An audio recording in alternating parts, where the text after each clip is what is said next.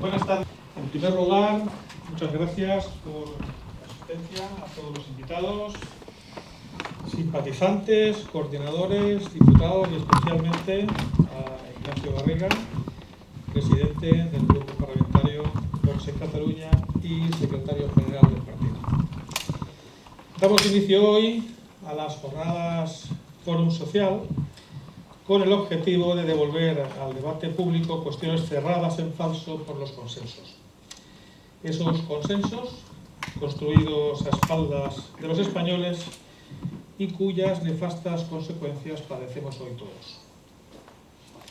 Como bien sabéis, Vox ha llegado a la vida política para reabrir esos debates, para dar esa batalla cultural que se libra no solo en los parlamentos, sino también en todas las esferas de la vida pública. Trataremos temas como la inseguridad, la educación, la inmigración ilegal, la cultura de la cancelación, el fanatismo climático o la ideología de género. Cuestiones tabú que se han ido imponiendo en la vida cotidiana de los españoles por la falta, hasta ahora, de oposición política, ideológica y cultural en las instituciones y en la calle. Presentamos hoy esta primera jornada Fórum Social dedicada al desafío energético con la firme convicción de que la defensa de la soberanía nacional pasa irremediablemente por la protección de nuestro sector energético por encima de ideologías destructivas que arrasan con las naciones y empobrecen a los ciudadanos. Empezaremos con la proyección de un vídeo que ejemplifica los efectos de esta ideología climática en la vida cotidiana de los ciudadanos. El vídeo se titula El día a día de un ciudadano español como consecuencia del fanatismo ecológico. Adelante.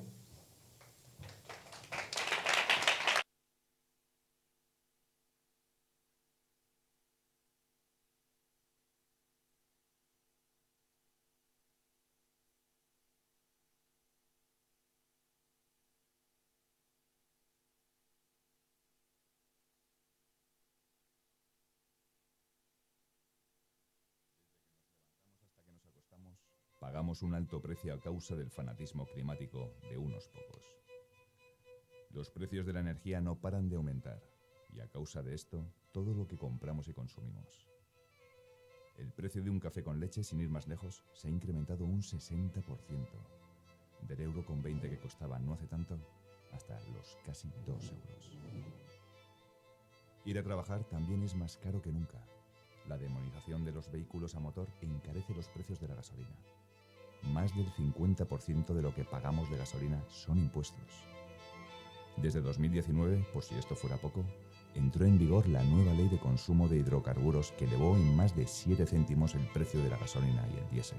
La crisis energética está provocando el cierre de empresas. Se calcula que 1 de cada 4 empresas está en riesgo de bajar la persiana a causa del encarecimiento de los suministros que han provocado los ecologistas de salón con sus impuestos verdes. 500.000 de personas podrían quedarse en paro en Cataluña. Aparte de freírlos a impuestos, de poner en riesgo nuestro empleo, los fanáticos del clima tampoco quieren que comamos carne. El megavatio ha pasado de 36,81 euros en 2021 a 210 euros en febrero de 2022. Eso significa que poner la calefacción en microondas o encender la vitro es cada vez más caro. ¿Por qué? Porque para generar energía quemamos gas. Ese gas emite CO2 y los fanáticos del clima han decidido que para poderlo quemar hay que pagar una tasa que cotiza en bolsa. Un impuesto que cada día es más caro. Tampoco es casual que suba el precio del agua.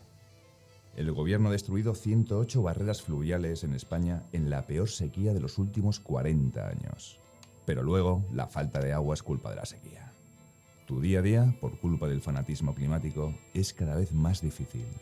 Más de 200.000 familias no pueden pagar la luz, el agua o el gas en Cataluña.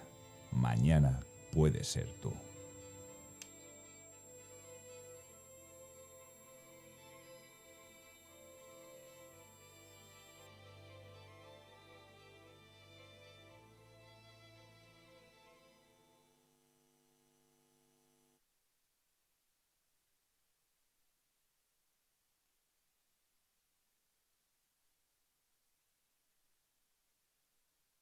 continuación,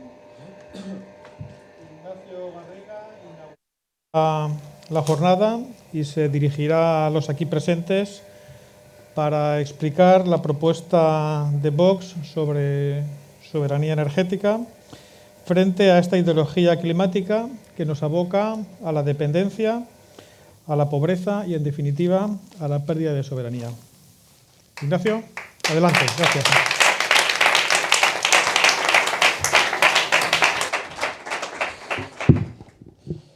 Muchas gracias, Andrés, y gracias a todos los que lo habéis hecho posible. Hoy, sin duda alguna, iniciamos, como ha explicado muy bien Andrés, este fórum social, este fórum donde hoy arrancamos hablando sobre soberanía energética, pero que es el punto inicio de muchos otros lugares de encuentro donde nosotros vamos a reabrir esos debates que algunos han decidido cerrar y nosotros vamos a marcar el camino que esa alternativa que Vox representa va a ofrecer a los españoles dentro de muy poco desde el Gobierno de la Nación.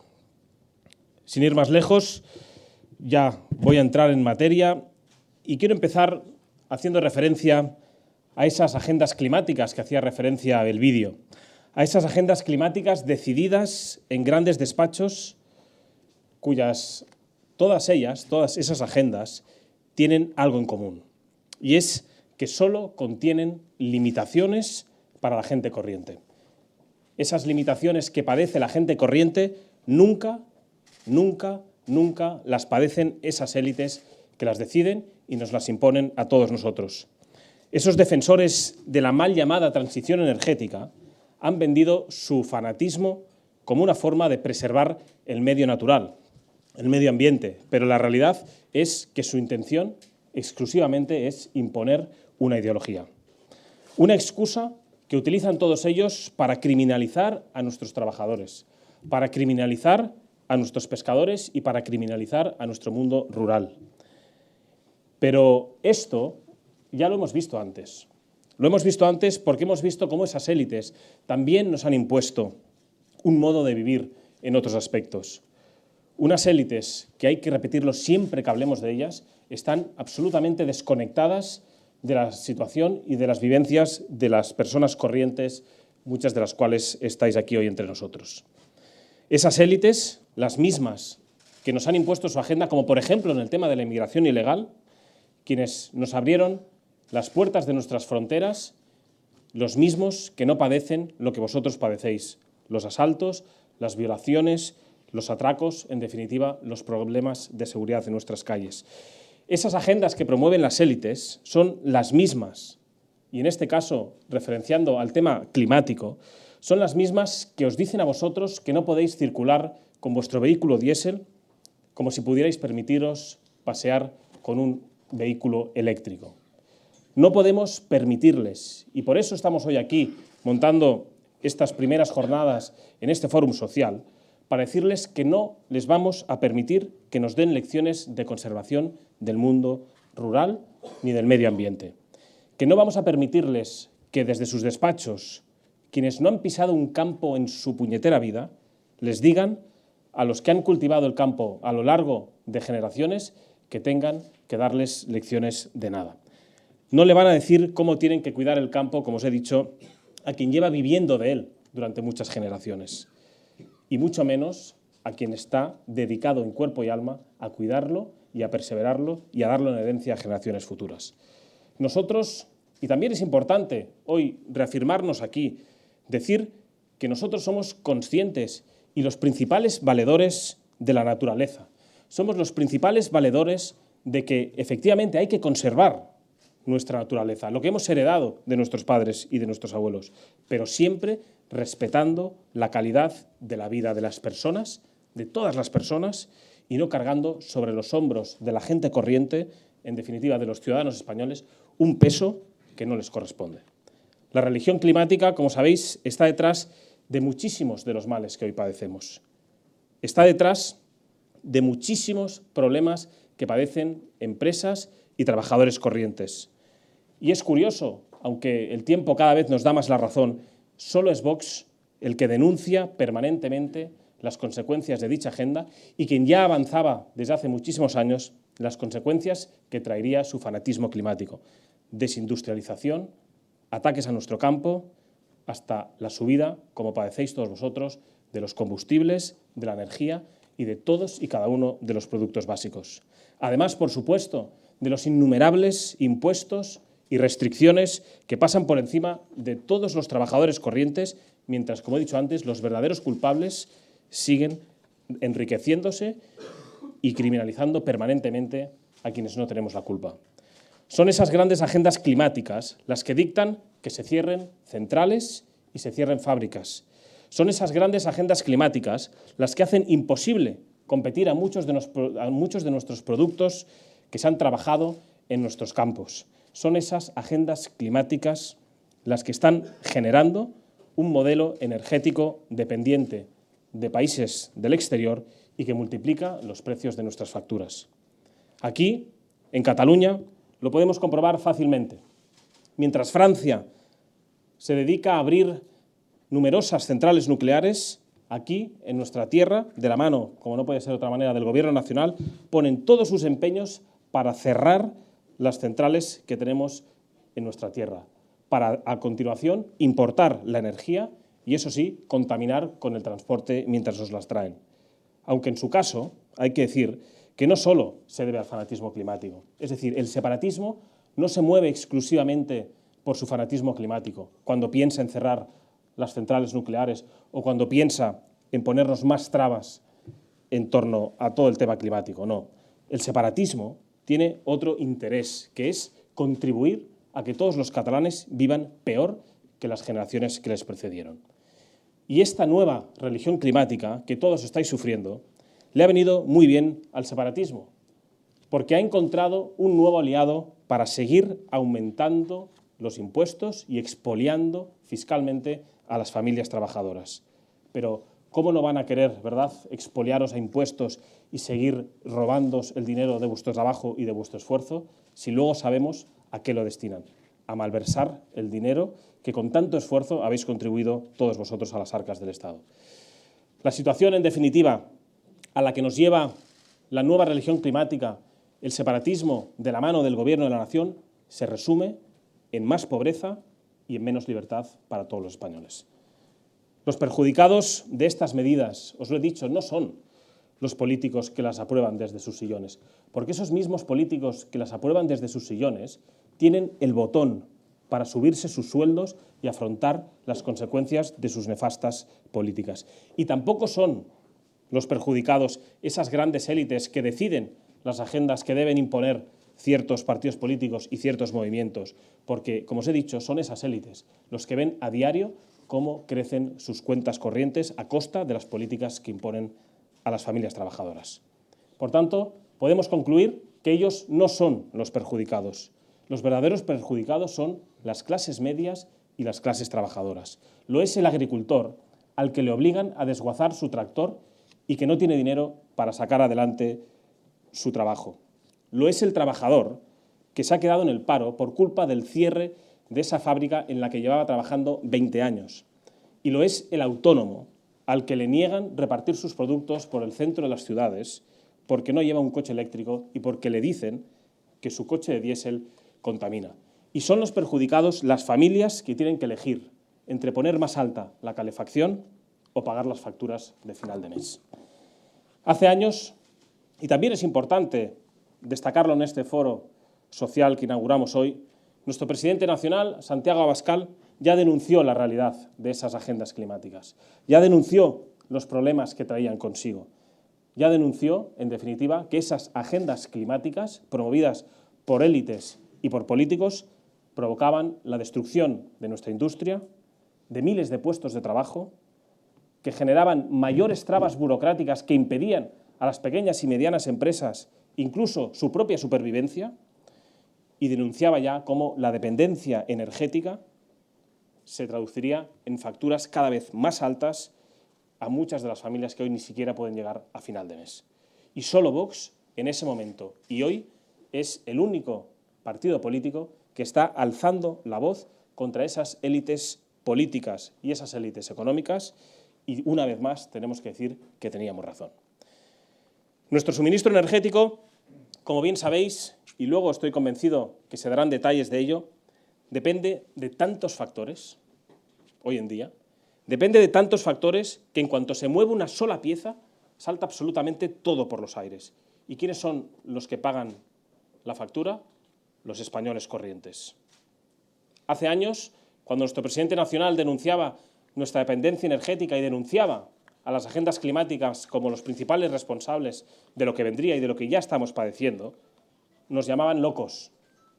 Nos decían que éramos pájaros de mal agüero. Nos llamaban locos cuando decíamos que la dependencia energética del exterior traería problemas a futuro. Y ahora lo estamos viendo. Con el conflicto de Ucrania, por ejemplo, comprobamos que ha ocurrido lo que temíamos y lo que ya anunciábamos, que hoy vemos los precios absolutamente desorbitados de la luz, de la calefacción, del combustible y hasta de la cesta de la compra. No es la primera vez que se nos da la razón, aunque demasiado tarde. Ya pasó también con los atentados de Barcelona a manos de los islamistas, que habían entrado por culpa de las políticas de fronteras abiertas y por culpa de esas políticas laxas con la delincuencia en nuestras calles. Esta vez esperemos que los catalanes y los españoles no paguen más ni con sus vidas ni con su estado del bienestar el sectarismo que está haciendo que el Gobierno de la Nación desprecie todas y cada una de las proposiciones de ley que presentamos en el Congreso de los Diputados o en cualquiera de los parlamentos regionales para defender a nuestro campo y a nuestro mundo rural. Hoy, aquí, quiero anunciar y quiero insistir en que Vox va a trabajar de manera decidida y sin descanso porque tenemos la firme convicción de que España necesita un plan nacional de soberanía energética. Un plan nacional de soberanía energética que contemple una estrategia clara. Una estrategia para alcanzar el suministro energético asequible para todos los españoles. Una estrategia que nos lleve a no depender de otros intereses y que, sobre todo, y que en esa línea sea firmemente comprometida con nuestra naturaleza. Ese plan, como os he dicho, ese Plan Nacional de Soberanía Energética debe contemplar cualquier fuente de energía. Cualquier fuente como una herramienta al servicio de un suministro estable y barato para los españoles, incluyendo, sí, la energía nuclear, la térmica cuando sea necesario y, por supuesto, todas las renovables, especialmente en Cataluña, que, como sabéis, tenemos un grandísimo potencial para explotarlas. Pero, sobre todo, ese Plan Nacional de Soberanía Energética que Vox va a trabajar no puede estar pactado a espaldas de los españoles y no puede estar decidido por aquellos que son ajenos a nuestros intereses. Algo tan importante para la vida de nuestros compatriotas españoles, como es el suministro energético y como es lo que nos lleva a iniciar este fórum social, debe ser votado por todos y cada uno de los españoles. Y hay herramientas constitucionales para llevarlos a término. Los españoles tenemos el derecho de poder decidir. O detenemos de una vez por todas el cierre de nuestras centrales térmicas o compramos la energía a Marruecos. O protegemos nuestra industria y nuestro mundo rural o condenamos al paro y a la miseria a miles y miles de españoles. O avanzamos hacia la soberanía energética, desarrollando nuestras propias fuentes de energía y reduciendo los precios, o nos vendemos a la religión climática y prohibimos explotar y explorar nuestros recursos naturales para depender así de otros países y pagar la energía mucho más cara. Ha llegado el momento de que España debe decidir su futuro y los españoles se merecen a un gobierno que les devuelva la voz y la soberanía. Y en eso trabajaremos sin descanso hasta lograrlo. Muchas gracias y buenas tardes a todos.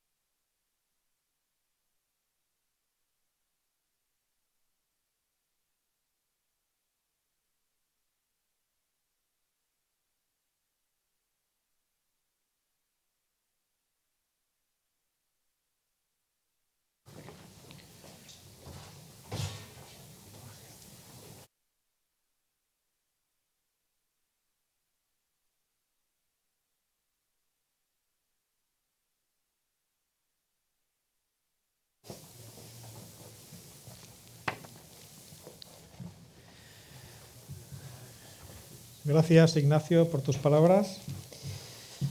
A continuación, damos paso a los ponentes que explicarán en forma de coloquio, como se puede ver, el desafío energético que encaramos en estos tiempos convulsos.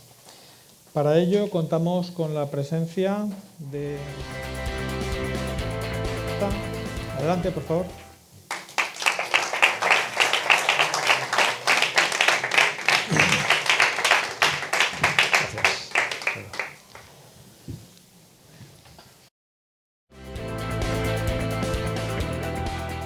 Muchas gracias por vuestra asistencia. Voy a hacer una breve presentación. Necesariamente he tenido que cortar el currículum porque llenaría varias cartulinas como esta.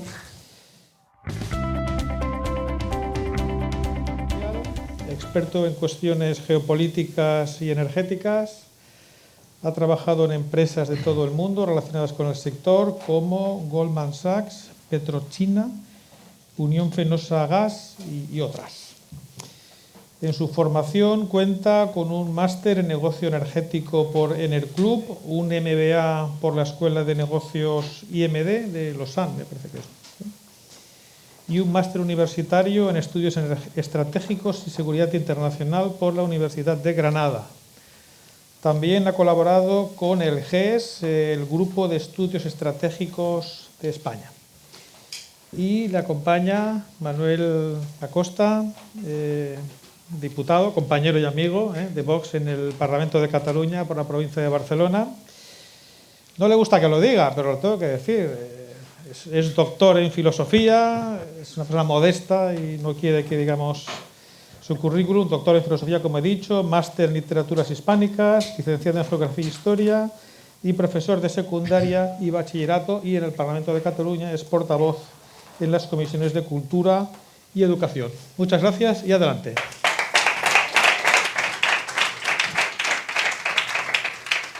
Muy buenas tardes a todos. Muchísimas gracias, Andrés, por tu cariñosa presentación, tu entrañable presentación. Buenas tardes por querer aceptar la invitación, nuestra invitación a participar en esta puesta en común de reflexiones, de tu reputada opinión al respecto de un tema que es crucial, que es el tema de la energía. Y sin más preámbulos, si te parece bien, te voy a empezar formulando una pregunta, a ver qué te parece, y cómo nos puedes ilustrar al respecto. ¿Tú podrías darnos a conocer una panorámica, unas líneas directrices, una idea general de lo que está pasando en torno a la energía desde una visión mundial, internacional, y también en particular en lo que nos concierne a nosotros que más cercanamente, que es España?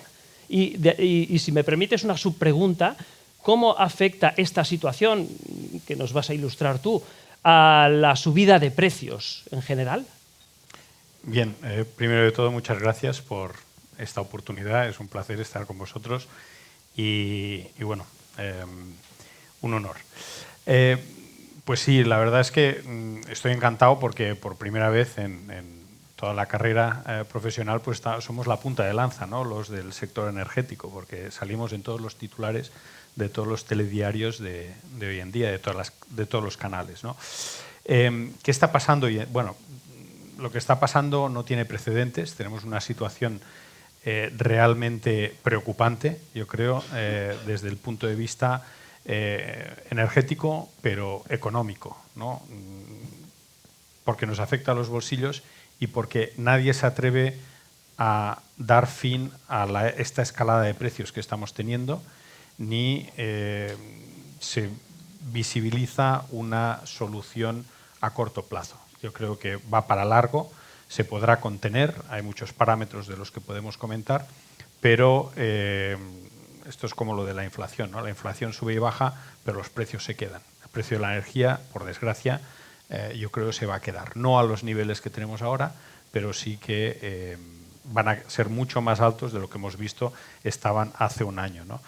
Esta situación, lo de los precios, la pregunta que me hacías, Bien, yo lo relaciono con 3 parámetros básicos, ¿no? Uno es la salida del COVID. Esta salida del COVID ha afectado mucho a todo lo que es la industria y en particular a la energía por una sencilla razón, ¿no? Debido al COVID se reducen las estructuras empresariales y productivas por falta de demanda drásticamente. Y cuando termina el COVID y por el hecho de habernos encerrado y luego abrirnos otra vez, es como abrir una botella de gaseosa, ¿no? Sale muy fuerte, ¿no? Hay una demanda radical después del COVID que, debido a la reducción de estructuras empresariales, energéticas, lo que sea, pues no se puede abastecer y se crea un cuello de botella. Esta es la principal razón. Este cuello de botella no puede satisfacer la demanda inmediata que hay justo después del COVID. Y esto lo hemos visto no solo en la energía, pero en muchas otras cosas, ¿no? Sencillamente, pues ir a un bar a tomarse un café, pues muchas veces no había personal para poder ofrecer todos los cafés o todas las comidas que se pedían de golpe, ¿no? Porque habían reducido las estructuras empresariales, ¿no? o de empresa. Esto es el primer punto, que justo la crisis energética empieza en junio-julio del 21, cuando el COVID pues, se va diluyendo más, ¿no? El segundo parámetro, muy importante también por un tema de industrialización, y como ha comentado Ignacio Garriga, es la inflación. Hay una inflación que no es debida, mucha gente habla de que es debida a la energía, no, es debida a que principalmente Estados Unidos, en la administración Biden, ha imprimido más dinero que muchísimos años antes, ¿no? O sea, en 2 años Estados Unidos ha imprimido más dinero que en los últimos 15 años o 20 años. Entonces, el hecho de imprimir dinero pues, hace perder valor al dinero, hace subir la inflación, ¿no? Y el tercer parámetro, que es el que más afecta a la energía en particular, pues es lo que sucedió con el Nord Stream. Sabéis que es un gasoducto que estaba en fase de aprobación, estaba ya construido, estaba acordado por Alemania y Rusia, empresas privadas, con el beneplácito de la señora Merkel en su momento, y en el momento dado, cuando se podía poner en marcha ese gasoducto, Alemania no lo sanciona desde un punto de vista administrativo. Rusia, pues hablando en plata, pues se cabrea y lo que hace es empezar a nominar, pero nominaciones medio falsas, por lo que suscita que un gas que se va a entregar por este gasoducto no se entrega, crea un desbalance. Este desbalance pues, crea una espiral de demanda y de precios que empieza justo en julio del 21 hasta el día de hoy. Y no ha parado de subir con ciertas fluctuaciones, pero con una tendencia ascendente sin precedentes. Muy bien. Y estas son las 3 fases o 3 principales características de la situación que tenemos ahora hoy en día. Agradezco tu nivel, digamos, de síntesis, porque es un tema muy complejo. Ya nos has hablado, por lo tanto, de estos 3 elementos, ¿no? Los efectos colaterales o las consecuencias del COVID, la inflación, ¿verdad? Y, por otro lado, pues el fiasco del gasoducto. Pero, ¿por qué se empieza ahora a hablar tanto del concepto de soberanía energética? Un concepto que hay que recordar que en el año 2018, en las 100 medidas de Vox, ya lo recogía nuestra formación política en el punto 38, y que ahora, desde hace muy poquitos meses, los distintos partidos políticos, incluso medios de comunicación, pues se han suscrito a la defensa de la soberanía energética. ¿Qué significa exactamente soberanía energética? Bien, soberanía energética es pues ser soberano desde un punto de vista energético, poder sobrevivir o producir la energía que un país necesita de forma independiente, ¿no? No depender de terceros o no depender de intereses mundiales o de otros países. España, desde un punto de vista energético, podría ser de los países más soberanos que hay, porque en el fondo es una isla energética. Es un país que, pues, debido a la historia, ha hecho bien los deberes desde un punto de vista de infraestructuras de hidrocarburos, de red eléctrica. En un momento dado, pues, se lanzó a las renovables y se sobredimensionó la capacidad de renovables, o sea, tenemos bastante renovable. No se hizo bien los deberes en la fase nuclear y aún hay espacio para poder tener un poco más de energía nuclear, no todo, no como Francia, porque Francia sí que tiene una mejor interconectividad, nosotros no, por ser isla energética y por un tema que siempre digo geopolítico, ¿no? Es geográfico. Los Pirineos pues impiden que tengamos infraestructuras porque salen caras de implementar infraestructuras de conectividad con el resto de Europa, y político pues porque a Francia tampoco le ha interesado. Francia le interesa pues que España no sea autosuficiente o no tenga más peso específico o más poder frente a Europa, ¿no? O que sea dependiente. A Francia le ha interesado vendernos su energía, ¿no? Nuclear, que ha estado haciendo durante mucho tiempo, y estamos sufriendo ahora las consecuencias de esa situación. Pero bueno, España tiene todas las características para poder serlo. Bueno, y por lo tanto, perdona que te interrumpa, pero, sí. O sea, unido con esto que nos has explicado, ¿no? ¿Qué posibilidades tiene reales España para convertirse realmente en soberana desde una perspectiva energética? ¿Podrías apuntar algún? Posibilidades todas, ¿no? La primera, España tiene recursos energéticos para poder sobrevivir sí misma. No los hemos explotado prácticamente nunca. Ahora mismo solo hay un pozo de gas en funcionamiento o en explotación que produce muy poco, pero las reservas de gas que tiene España podían satisfacer las probadas 30 años o 40, toda la demanda de España, y las probables, que es como se habla, ¿no? Las P1, las P2, las P3, hasta 70 años de reservas propias en España, en el norte de España sobre todo. España tiene 7 regasificadoras, puede recibir gas natural licuado de diversos sitios, como está sucediendo ahora, y diversificar, no ser dependiente de uno, de dos o de tres, o del gas argelino que viene por tubo. Ahí no te puedes salir de eso, ¿no? Pero se hicieron bien los deberes. Tenemos la infraestructura en su sitio, ¿no? Tenemos hidrocarburos. Tenemos potencial de poder mantener e incrementar la energía nuclear en los sitios donde ya tenemos centrales. En vez de desmantelarlas, ¿por qué no ampliamos, ¿no? Porque necesitamos los recursos hídricos para poder refrigerarlas. Y tenemos las renovables que se pusieron, tenemos sol y tenemos viento, ¿no? Tampoco hace falta expandir mucho porque en su momento sí que somos dependientes de las subvenciones para las renovables. A día de hoy ya no, a día de hoy pues ya son autosuficientes o comercialmente viables. Entonces se podría también parcializar. Se ha comentado antes el tema del campo.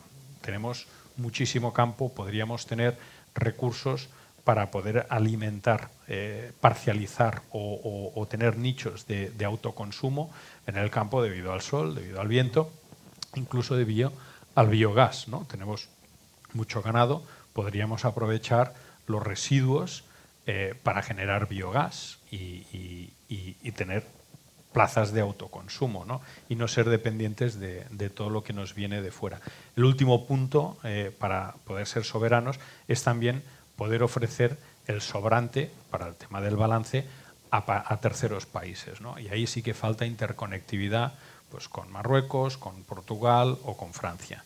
Tener más interconectividad, que es lo que tiene Francia o Europa está más integrada, facilitaría gestionar esos balances y poder no ser dependientes, sino que los demás dependan de nosotros. Y eso nos daría un peso específico mucho más bueno frente a los países vecinos y frente a Europa. Por lo tanto, aquí quizás el obstáculo más grande es esta interconectividad, ¿no?, que has mencionado tú, pero de alguna manera podríamos aplicar, digamos, en otro contexto, ¿no?, la sentencia aquella del Miocid de que qué buen vasallo si tuviera buen señor. Es decir, falta voluntad política, en definitiva. Totalmente. Yo creo que falta voluntad política, voluntad también empresarial, de más iniciativa, de más emprendedores, sí, en definitiva falta eso, ¿no? Porque si dependemos de los terceros o de otros países para esperar a que se monten infraestructuras, como por ejemplo el MidCat, que lo hemos visto en todos los titulares, pues oye, mejor esperar sentados, ¿no? Porque no va a suceder, sino tenemos que ser nosotros más proactivos y tener esa voluntad y de no someternos a unas reglas que al final pues lo que están haciendo es que seamos, como bien has dicho, ¿no?, vasallos o dependientes. Sí, sí.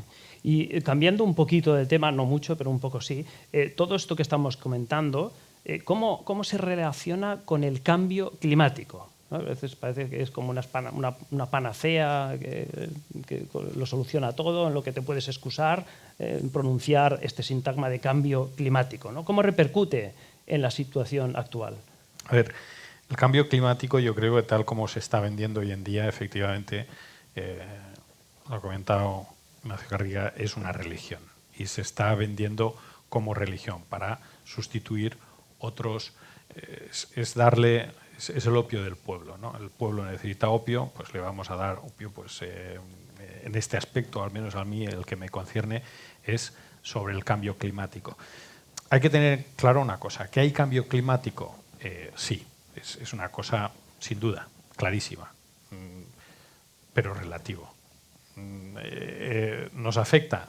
Sí, ahora mismo nos está afectando. Es una cosa siempre en la historia de la humanidad ha habido cambio climático. Ahí voy, ¿no? Sí. Desde un punto de vista relativo, porque en los últimos 15 años pues sí que tenemos un cambio, una tendencia al incremento de temperatura, cambio climático, ¿no? Pero si cogemos en vez de 15, 150, quizás no tenemos una tendencia de subida, sino que tenemos una tendencia de subidas y bajadas, ¿no? Y oye, en la historia de la humanidad ha habido cambios climáticos y seguimos aquí, no ha pasado nada, ¿no? Los dinosaurios se extinguieron debido a un cambio climático radical y el mundo ha evolucionado, ¿no? De todas formas, este cambio climático, centrarlo, o sea, podemos salvar el planeta, pero nos vamos a cargar a toda la humanidad, ¿no? Entonces, tampoco sirve de mucho si tienes un planeta sin la gente en el planeta, ¿no? Pero lo que no se puede hacer es a cualquier precio, ¿no? Porque yo creo que una cosa inteligente es aprovechar los recursos que tenemos ahora mismo, los hidrocarburos, que son competitivos, no hoy porque estamos en una coyuntura especial, pero es un precio competitivo y los tenemos al alcance, explotémoslo para poder progresar, desarrollar, invertir en más desarrollo e investigación, mejorarlo y poder tener unas energías a futuro pues más competitivas desde un punto de vista económico, desde un punto de vista climático, desde un punto de vista de contaminación, ¿no? Nadie quiere contaminarse, nadie quiere ahogarse, ¿no? Salir a la calle a ahogarse, pero no a cualquier precio, entiendo yo. O sea, pero aparte de esto es que nos disparamos el pie, porque el hecho de que todos tengamos coche eléctrico y podemos incidir en esto si tuviéramos tiempo, pero sí, luego te haré un comentario al respecto. Nos vacía los bolsillos. Entonces, ¿qué sentido tiene, ¿no? Si no puedes afrontar eso? No a cualquier precio. Creo que tiene que estar al alcance de todos, ¿no? Claro. Pues mira, ya que me lo has puesto en bandeja, ¿no? La pregunta que quizás pues, todos nos estamos aquí planteando, ¿no? La solución a todos estos problemas, a nuestros problemas concretamente, ¿cuál es? Electrificarlo todo, comprarnos un coche eléctrico, acelerar en lo que se denomina transición ecológica. Por cierto, ya nos explicarás qué es exactamente o qué debemos entender por transición ecológica. ¿Qué te parece? Bien, a ver, que vaya todo o sea, no sé cuánta gente de ciencias hay aquí, pero la termodinámica, no podemos saltarnos las leyes termodinámicas y para producir 1 kilovatio eléctrico necesitamos 2 kilovatios de hidrocarburos, ¿no? Entonces, al final, ¿qué quiero decir con eso? Que la electricidad va a ser siempre más cara que los combustibles en origen.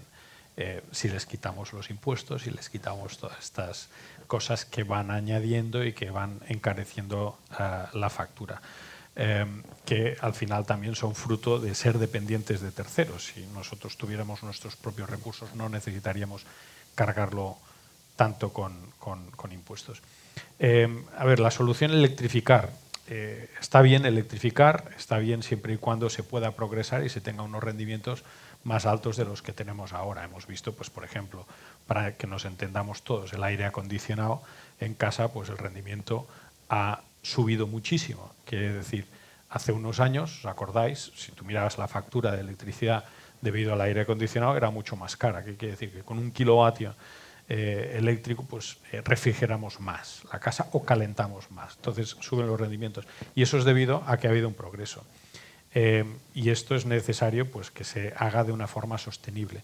A lo que decías, esta transición ecológica o energética, pues tiene que ser una transición razonable y sostenible. Razonable, pues de no implementar o querer forzarla y acelerarla a combustibles que no son viables de momento económicamente, como es el hidrógeno, como es la fusión, etcétera, etcétera, o los coches eléctricos, que no todo el mundo puede permitirse uno, y hacerlo de una forma progresiva, ¿no? Sostenible a largo plazo. Yo voy a contar una anécdota. Hicimos un caso, un estudio en la universidad hace poco, un caso en particular de calcular qué pasaría si cambiásemos todos los coches que tenemos en Cataluña a eléctrico, ¿no? Y haciendo el análisis técnico y económico, pues salía que solo para poder tener las baterías de los coches eléctricos de Cataluña teníamos que agotar todas las reservas de litio que hay en la cuenca argentina, peruana, que es prácticamente todas las que hay, ¿no? Teníamos que construir un reactor nuclear más en Cataluña para poder alimentar todos estos coches que todo el mundo, pues, querrá cargarlos durante la noche cuando llega a casa. O sea, salían unos resultados y nos íbamos a gastar el presupuesto de infraestructuras de la Generalitat para los próximos 10 años, solo para esto, ¿no? Cosa que tengo entendido no se ha gastado mucho en temas energéticos. Entonces, es una cosa inviable, es un sueño. Lo que sí que es viable es que haya coches eléctricos y que optimicemos el uso de los coches, ¿no? O sea, que no tengamos, pues, por cada familia 20 coches, sino que reduzcamos el número de coches y el uso, y lo hagamos de una forma racional. Pero no que se nos imponga qué es lo que tenemos que hacer desde un punto de vista técnico-comercial, como se está haciendo ahora, porque vamos a otro tema, y me remito un poco a lo de antes, ¿no? Estamos destruyendo demanda, estamos destruyendo productividad. Ahora mismo se ha comentado, España consume mucho más gas que el que consumía antes, pero se consume para producir electricidad porque está maquillado. El tope del gas famoso está maquillando porque al final lo pagamos los hogares, y lo que está pasando es que hay mucha más demanda de gas porque las empresas que producen electricidad con gas, como el gobierno les está subvencionando o les está pagando la diferencia, pues producen gas. Pero esto está maquillando que lo que es la demanda de gas para industria se ha reducido un 25%. Quiere decir que industrialmente y desde un punto de vista productivo, España produce un 25% menos industrialmente de lo que hacía antes de esta crisis energética. O sea, en realidad se está destruyendo tejido industrial. No por mucho que nos digan que consume mucho más gas. Consume mucho más gas porque produce más electricidad con gas del que se producía antes. Incluso a día de hoy, cosa que antes era al revés, Francia nos vendía electricidad, a día de hoy estamos vendiendo electricidad a Francia porque Francia no tiene que pagar los impuestos del tope del gas y la electricidad le sale más barata. Más a cuenta, claro. Sí. Por eso nos la compra a nosotros. O otra coyuntura especial es que Marruecos nos vende electricidad que produce con carbón. Nosotros hemos cerrado las centrales de carbón. Es todo un despropósito, es un despropósito, una hipocresía ¿no? generalizada. Es un Una despropósito, trampa. por mucho que se diga que ya hemos salido del carbón, alguna está funcionando en el noroeste de España, ¿no? Pero se quiere maquillar, cuando lo normal sería lo que ha hecho Alemania. Y saco una anécdota que es una cosa real. Alemania ha cerrado un parque eólico, no lo ha cerrado, lo ha desmantelado para chatarra, porque el parque eólico se construyó encima de una mina de carbón con la propaganda de, oye, carbón fuera, renovables. A día de hoy ha desmantelado este parque eólico y ha reactivado la explotación del carbón, porque están reactivando las centrales de carbón. El ministro de Energía alemán es de los verdes, es del Grupo Verde, Habeck. Entonces, ahora entendemos mejor lo que significa transición ecológica. Por eso te lo contaba, ¿no? Un poco la transición energética, si vamos haciendo o tomando estas decisiones, acciones, nos cuesta dinero, cuando tendría que ser una cosa programada a largo plazo y sostenible, que no sean planes de 4 años electorales, sino una cosa más sostenible. Por lo tanto, ya la última pregunta, si te parece, ¿qué hacemos con las renovables? ¿Hay que realmente llevar a cabo una política de implementar de manera fuerte y decidida energía renovable? ¿Tenemos que aceptar lo que tenemos y ya está? ¿Tenemos que potenciar la energía nuclear, la fusión, el hidrógeno verde? No sé. ¿Qué te parece? A ver, yo creo que lo que se tiene que hacer siempre es hacer lo más económico y lo más sostenible a largo plazo, ¿no? Que la inversión pues sea sostenible y que no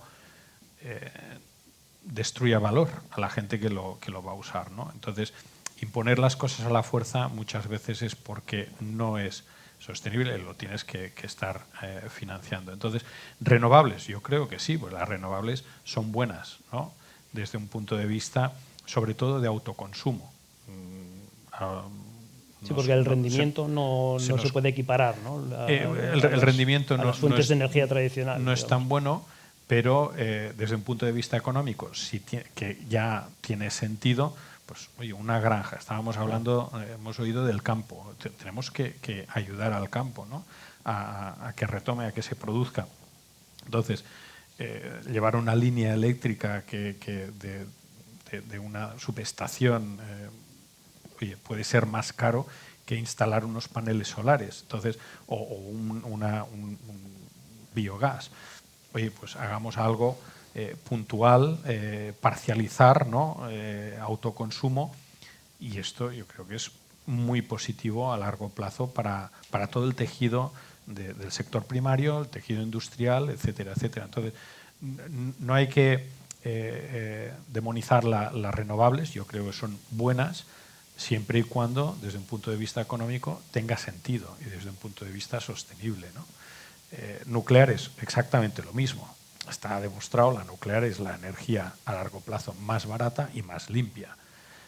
Y a día de hoy incluso más segura, porque esto es como lo de los aviones, ¿no? Nos dicen que los aviones es el transporte más seguro. Efectivamente, cuando cae uno, pues afecta más, pero estadísticamente es lo más seguro. Pues la nuclear es exactamente lo mismo, es la más segura y es la más limpia, pero el impacto es afecta más, ¿no? Pero también ha tenido políticas de demonizar a largo plazo. Entonces, la nuclear, yo creo, hasta donde se pueda construir por un tema de funcionamiento base, se tendría que hacer. Y aquí estamos haciendo al revés, un poco, ¿no? Países más desarrollados están construyendo centrales nucleares, como es Inglaterra, como es Estados Unidos, Rusia, también, China, sí. Francia está poniendo centrales de pequeña escala. Otros países europeos, Checoslovaquia, Hungría, están poniendo centrales nucleares. Muy bien. No sé si querías apuntar alguna cosa más. Estamos hablando de la pérdida de nuestra soberanía energética. Esto lo podemos proyectar también en la falta, en la pérdida también de nuestra soberanía nacional, de nuestra soberanía política por culpa de injerencias de élites globalistas europeas, pero también de nuestro propio gobierno nacional. No sé, si quisieras concluir con algún mensaje de esperanza, de ánimo, de cualquier tipo, vamos. Bueno, a ver, sí. A ver, estamos en una situación muy difícil, la peor que yo he vivido en mi carrera profesional y la peor desde que pues hay historia de este tipo. Yo creo que es incluso peor que la crisis del petróleo, que fue muy fuerte al 73. Pero sí, hay esperanza, la cosa se va a revertir. Yo creo que el gas ruso, porque no todo es consecuencia de la guerra, yo creo que la guerra es consecuencia de esta situación y de estas coyunturas, de las tres que hemos hablado, y se va a revertir y va a volver a fluir el gas ruso. Y el gas ruso es muy competitivo y bueno, no llega a España, pero podría llegar. Ahora mismo está llegando gas ruso por barco a España muchísimo. Hemos duplicado el consumo de gas ruso en España desde que empezó la crisis. Entonces, yo creo que con voluntad política España podría ser una potencia mundial energética. Ya no solo soberana, sino potencia mundial energética, porque tenemos los recursos. Y podríamos en las energías de futuro, el hidrógeno verde, azul, gris, rosa, o incluso en temas de fusión, en temas de nuclear, podríamos ser potencia mundial. Por la coyuntura, por ser Europa, por estar donde estamos en un enclave fantástico y con voluntad política incrementar la conectividad, pero al ser isla energética nos podríamos autodesarrollar muchísimo más, invirtiendo mucho más. Y además tenemos el conocimiento, en España tiene un conocimiento energético y de construcción inmejorable, los mejores profesionales. Pues qué colofón más fantástico, ¿no? Qué manera de insuflar ánimos, y nosotros pondremos la puntilla cuando podamos gobernar, evidentemente. Y bien, simplemente, pues si os parece, pues concluimos aquí este espacio de reflexión.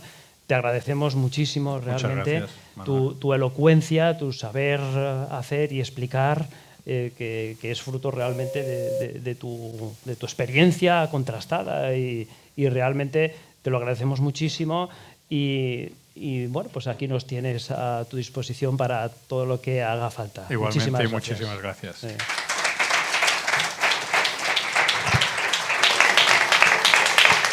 Gracias.